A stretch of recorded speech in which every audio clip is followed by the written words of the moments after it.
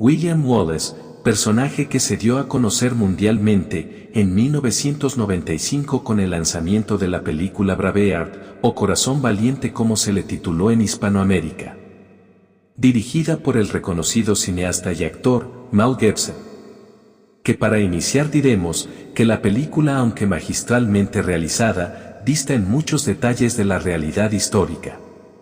Se dice que el escrito que sirvió de inspiración para dar vida al personaje en la mencionada película fue un poema titulado Actos y hazañas del ilustre y valiente campeón Sir William Wallace, el autor de nombre Blind Harry, mejor conocido como Harry el Ciego, el cual narró aproximadamente 12.000 versos biográficos que enaltecen al personaje de una manera poco objetiva a la realidad. En ellos se menciona acontecimientos que no cuentan con sustento histórico. Aún así, y escrito 200 años después de los verdaderos sucesos, durante un par de siglos, fue el segundo libro más vendido en Escocia y sus alrededores, solamente superado por la Biblia. De su infancia poco se ha podido certificar. Los historiadores coinciden en que su nacimiento aconteció aproximadamente en el año 1270 de nuestra era, en el Dersley condado de Glasgow, o en el condado de Eschach. Lo que sí fue real, es que provenía de una familia perteneciente a la baja nobleza, es decir, contaban con tierras y rentas, para vivir en un ambiente estable. Los primeros registros históricos datan a principios de mayo de 1297, cuando con una edad de 27 años propició y lideró su primer levantamiento en la localidad de Lanark, donde asesinó a un sheriff inglés de nombre William Hazelrigg. Según las leyendas, Wallace lo mató como venganza, ya que de alguna forma este fuera el responsable de la muerte de su esposa, Marianne Redwood. Después de este suceso, Wallace huyó, al regreso de su exilio, con un grupo de hombres a su mando, atacó el fuerte, prendió fuego a algunas casas de nobles que estaban al servicio de Thomas Grey, padre. No se sabe a ciencia cierta si el ataque fue alguna acción coordinada con los demás levantamientos que se estaban presentando en diferentes partes de Escocia, en contra de los ingleses. Se cree que estos acontecimientos son el resultado de algunos sucesos ocurridos años antes en 1286, cuando el rey de Escocia Alejandro III muriera tras sufrir un accidente al caer de su caballo en una noche lluviosa. Al no contar con heredero al trono, este le heredó el reino a su nieta Margarita, hija del rey Érico II, de Noruega, la cual tenía solo 3 años y vivía aún con su padre. Por tal motivo y en espera a que cumpliera la edad para asumir el trono, los nobles de Escocia formaron un consejo al cual nombraron los guardianes de Escocia, los cuales tomaban las decisiones y gobernaban en nombre de la pequeña Margarita. Esto fue aceptado a conveniencia por el rey de Inglaterra Eduardo I, pues el plan era casar a su hijo y heredero Eduardo, también menor de edad, con Margarita, para la unificación de toda la isla de la Gran Bretaña. En el año de 1290, cuando Margarita contaba con 7 años, zarpó de su natal Noruega hacia Escocia, la cual enfermó en el transcurso del camino sin lograr llegar con vida al puerto escocés. Al quedar el trono de Escocia sin heredero, de la nobleza surgieron por lo menos 13 aspirantes al trono, de los cuales los más significativos fueron John Bailío y Robert de Bruce. Esto generó un estado de tensión, por lo cual el obispo St. Andrews apeló a Eduardo I de Inglaterra para que interviniera en la sucesión del trono. Por lo cual en 1292 se formó un tribunal feudal en una ciudad fronteriza entre Inglaterra y Escocia, para elegir al nuevo regente de Escocia. El veredicto favoreció a John Bailey, el cual se convirtió en Juan I de Escocia con el apoyo del rey Eduardo, el cual no tardó mucho en cobrarle el favor, pidiéndole ayuda militar para la guerra que mantenía con Francia, acción que los nobles rechazaron y se rebelaron ante el reinado de Juan, formando un grupo que atendiera los asuntos de gobernabilidad, al cual nombraron el Consejo de los 12, los cuales, al contrario de Juan, decidieron apoyar a Francia. Como respuesta por tal decisión, el rey de Inglaterra decide invadir Berwick-upon-Tweed en 1296, quemando la ciudad y asesinando aproximadamente a 8.000 personas, incluidas familias inocentes y religiosos. En lo que respecta a Juan, como pago a sus servicios, lo hizo prisionero junto con su hijo, y saqueó todo lo que encontró, entre las reliquias de alto valor que se hallaban en la ciudad y las cuales trasladaron a Inglaterra. Se encontraba una de gran valor histórico y nacional llamada la Piedra del Destino, la cual fuera el símbolo de coronación para los reyes de Escocia durante siglos. De este modo Inglaterra se apoderó de gran parte de Escocia dejándola ocupada militarmente y en manos de funcionarios ingleses, los cuales gobernaban con leyes a conveniencia, sin piedad y sin permitir desobediencia alguna. Esto provocó el hartazgo del pueblo y de los mismos nobles, llevando a Escocia a la rebelión y a la guerra.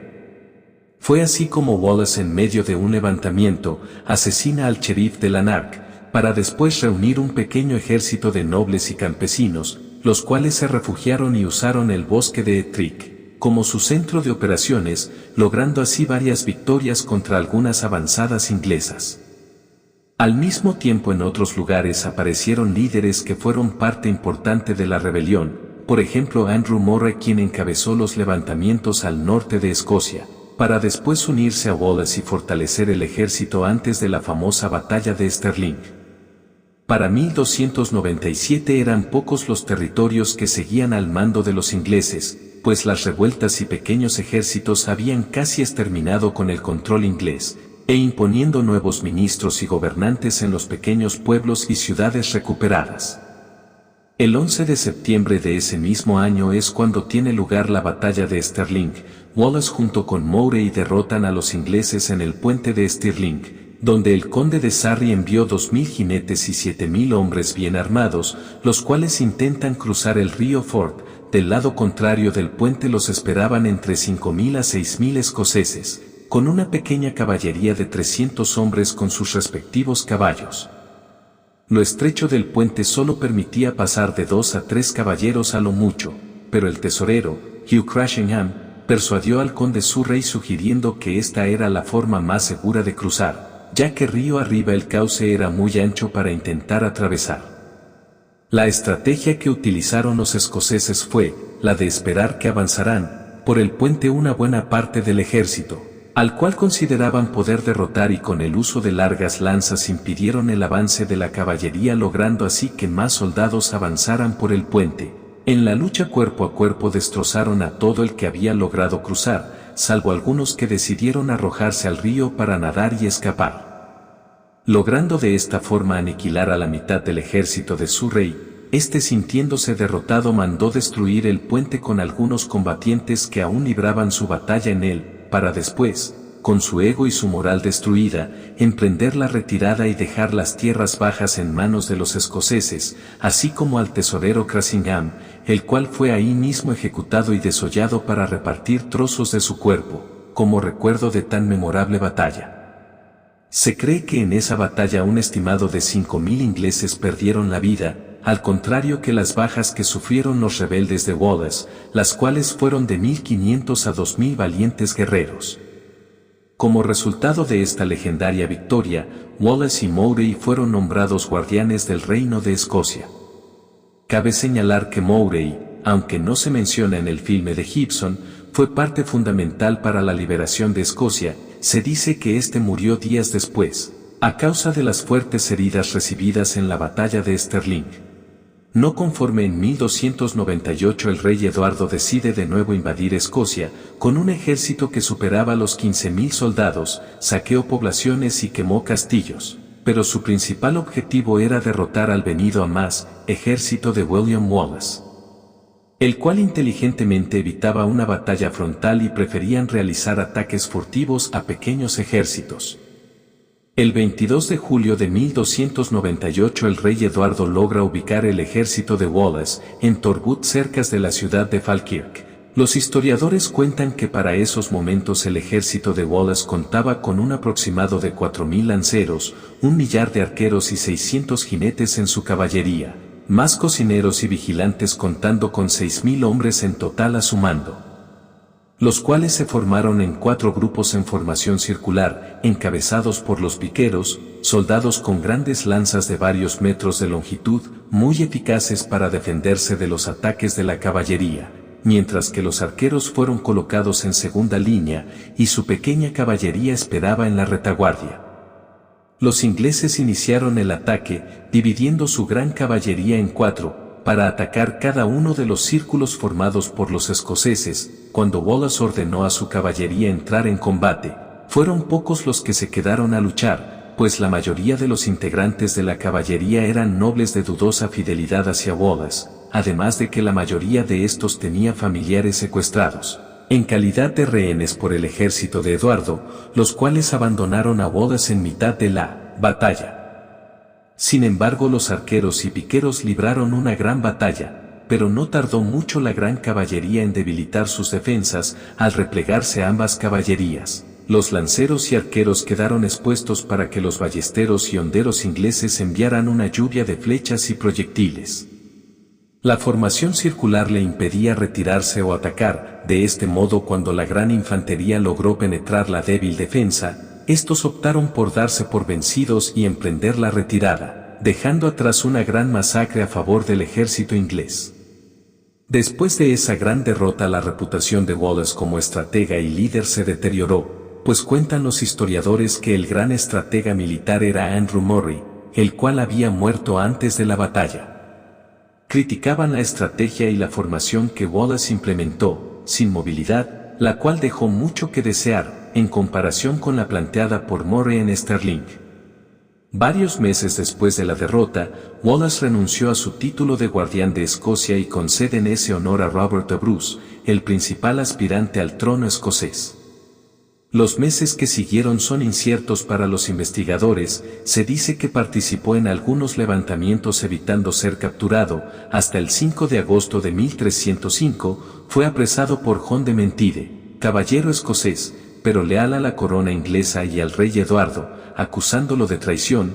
Fue entregado a los ingleses en la ciudad de Royston, de ahí fue trasladado a Londres. En el Palacio de Westminster fue formalmente enjuiciado y acusado de cometer atrocidades en contra de civiles y de traicionar al rey a cargo, lo cual ameritaba la pena de muerte. Lo único que dijo Wallace fue que nunca pudo haber traicionado a Eduardo, pues nunca fue su rey. Se dice que en la vida real su muerte y tortura fue más horrible que en la película. Se cuenta que lo llevaron a la Torre de Londres y después de exhibirlo desnudo, fue atado de los pies y arrastrado por las calles mientras las personas lo insultaban y maldecían, hasta llegar al lugar de ejecución. Estando ahí, el verdugo en varias ocasiones apretó su cuello intentando asfixiarlo, pero sin lograr ahorcarlo intencionalmente, solo para hacerle sufrir. Después le cortaron los genitales, para después sacarle los intestinos mientras aún se encontraba con vida. Enseguida le sacaron el corazón, para por último cortar la cabeza de su cuerpo inerte, la cual fue clavada en una pica en lo alto del puente de Londres. Descuartizado y repartidas sus 4 extremidades entre Stirling, Berwick, Bath y Newcastle para su exhibición. En 1869 se erigió muy cerca de donde tuvo lugar la batalla de Stirling, un monumento a William Wallace. También se encuentra la que supuestamente fuera su espada, aunque no se ha podido legitimar su procedencia.